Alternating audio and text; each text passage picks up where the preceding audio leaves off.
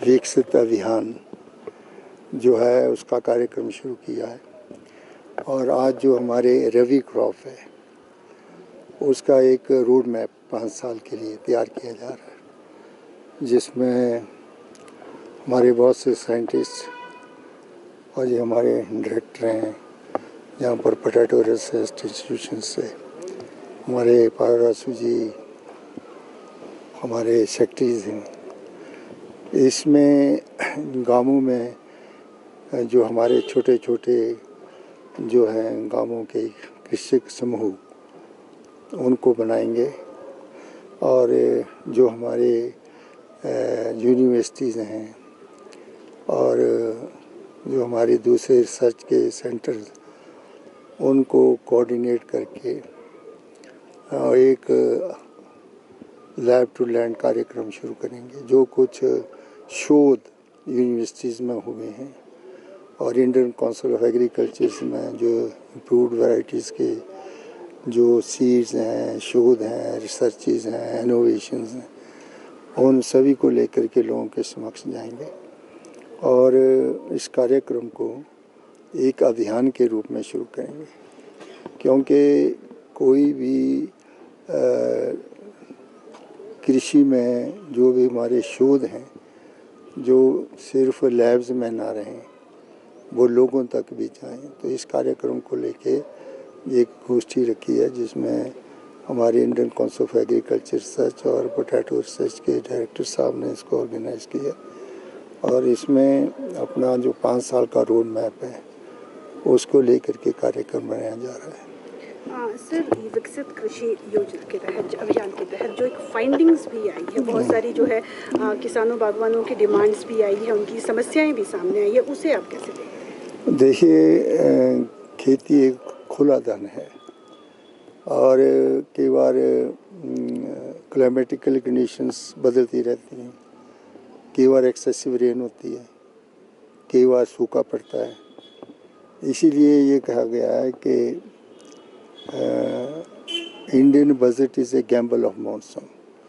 अगर अच्छी बारिश होगी तो अच्छी फसल होगी, अगर अच्छी बारिश नहीं होगी तो फसल जो है वो नहीं होगी। आप देखिए बरसात है, काफ़ी बहुत बड़ी बरसात है। अब कई लोग इसको आपदा कहते हैं।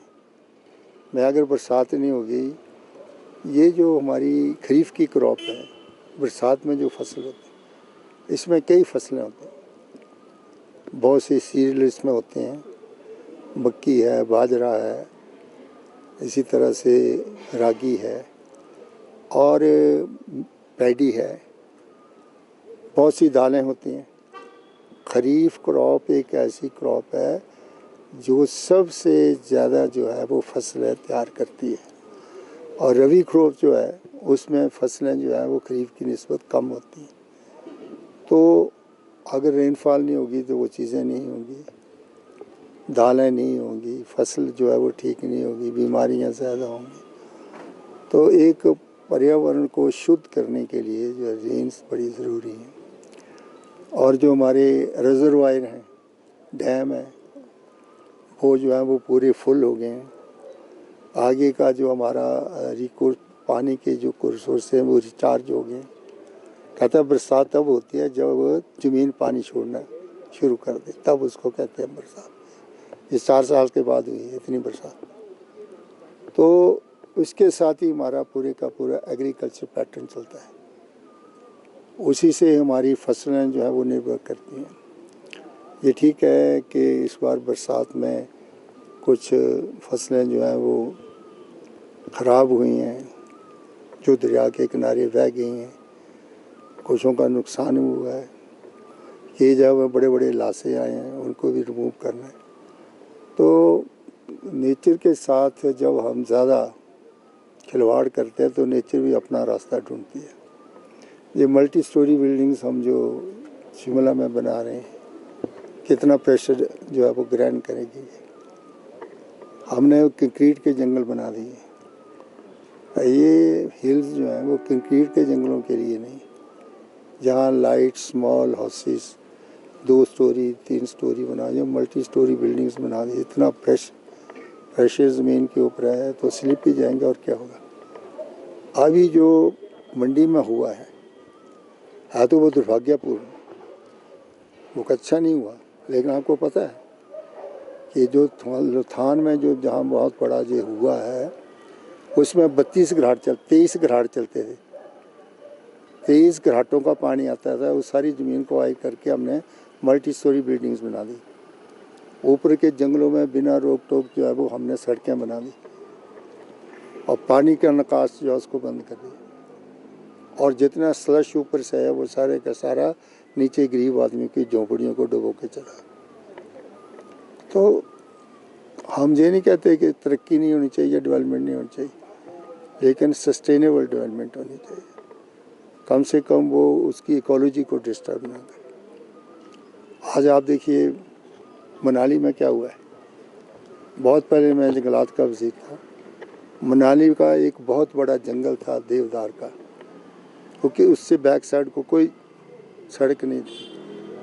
ब्यास के दरिया के कोर्स के बीच में बड़े बड़ी चट्टानें थी और जब पानी ज़ोर से ऊपर से आता था तो वो चट्टानें जो थी वो पानी की स्पीड को रोकती थी, फिर स्लो होकर के ब्यास नीचे जाती थी और उसकी साइड से एक बहुत बड़ी सड़क निकाल दी। वो अब चट्टानें नज़र नहीं आती और पानी की स्पीड इतनी तेज़ आती है कि नीचे वो सारी की सारी मनाली की तबाही करता जाता है। तो ये तो नहीं है कि आप फजूल की वो पीछे सड़क बनाने का कोई औचित्य नहीं था। जब मैंने बैन किया हुआ था, I was the first minister at that time.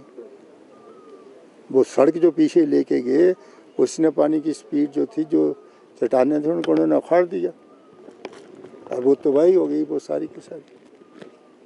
तो कुछ ह्यूमन फैक्टर्स जो है वो भी रिस्पॉन्सिबल है फॉर ऑल दीज व्हीकल्स। सड़कें बनाना किसने मना किया? सड़क मतलब ढंग से तो बनाओ, गार्बेज डिस्पोजल अच्छी होनी चाहिए, कहाँ कहाँ आप इसको सेटल कर रहे हो, वो कैसे एरिया में।